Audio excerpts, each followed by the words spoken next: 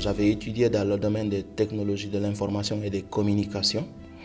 Puis quand je suis arrivé ici, j'ai directement intégré un cégep pour faire une formation en administration de réseaux Windows et Linux. Une fois terminé la formation, j'ai fait 3 mois de stage dans une compagnie qui développait des logiciels. Et étant donné que le stage s'est très bien déroulé, la compagnie m'a automatiquement engagé comme administrateur de réseau. La travailleuse sociale m'a épaulée sur mon développement personnel, puis elle m'a dit d'aller vers quelque chose qui me passionne. Puis comme la passion que j'ai, c'est les jeux vidéo, bien, je me suis inscrite pour faire du bénévolat au sommet du jeu international. Et de là, j'ai appris qu'un cégep avec peu de coûts pouvait m'intéresser puis m'instruire dans cette voie. Moi, en Colombie, j'ai fait un bac en génie aérospatial. Quand je suis rendu ici, j'ai vu qu'il y avait une formation continue en conception mécanique assistée par ordinateur. J'ai suivi une formation continue qui m'a aidé à me focusser chez les professions que j'ai choisies. Je viens du Brésil. J'habite ici, ça fait 1 an et demi. Et j'ai fait la formation de francisation ici au Québec. Je suis courtier immobilier, je suis graphiste. Et puis j'avais le goût d'aller voir ailleurs.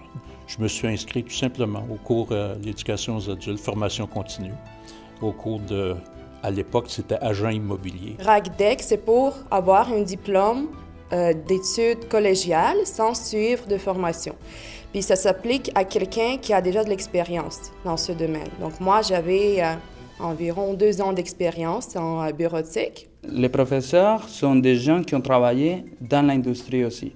Donc, ils sont des gens qui ont l'expérience, les personnes qui connaissent vraiment les marchés, qui connaissent vraiment la façon de travailler dans les différentes compagnies. Donc, ils peuvent vraiment nous transmettre cette information, donc c'est important. Alterner l'apprentissage théorique et pratique, pour moi, les cégeps, c'est les mieux placés. J'ai étudié en Roumanie 18 ans. Donc quand je viens ici, je ne voulais pas étudier 2 ou 3 ans. Okay? C'est difficile pour un adulte avec des petits-enfants étudier pour 2 ou 3 ans. Donc 1 année, c'est suffisant. Pour moi, c'était une des premières fois aussi que je rencontrais des gens qui étaient comme moi, qui avaient les mêmes ambitions, les mêmes passions, les mêmes intérêts. Pour moi, je pense que c'est très important de faire la francisation parce que c'est le premier contact avec le Québec et la culture locale. C'est une manière vraiment extraordinaire de développer les qualités que tu as déjà et les mettre en pratique. Ce que les cégeps m'ont apporté, je dirais, c'est beaucoup plus de la reconnaissance envers moi-même, en fait. Donc, on me confie un travail, un projet, que je suis capable d'amener ce projet-là de la phase initiale jusqu'à la phase finale en appliquant ce que j'ai appris dans les cégeps. Ça, je trouve ça super intéressant. Ouais. Pour commencer, il faut suivre une séance d'orientation et par la suite, il faut soumettre toute la documentation et c'est le conseiller du programme qui évalue si tu es admissible ou non.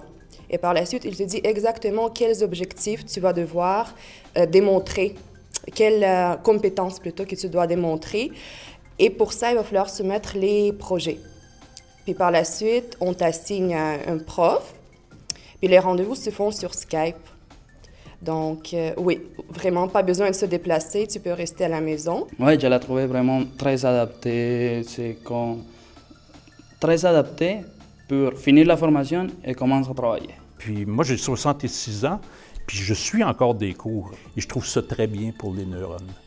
Alors, moi, je dis, si tu veux améliorer ta vie, tu t'installes, tu vas à formation continue et c'est à peu près impossible de ne pas trouver quelque chose qui t'intéresse.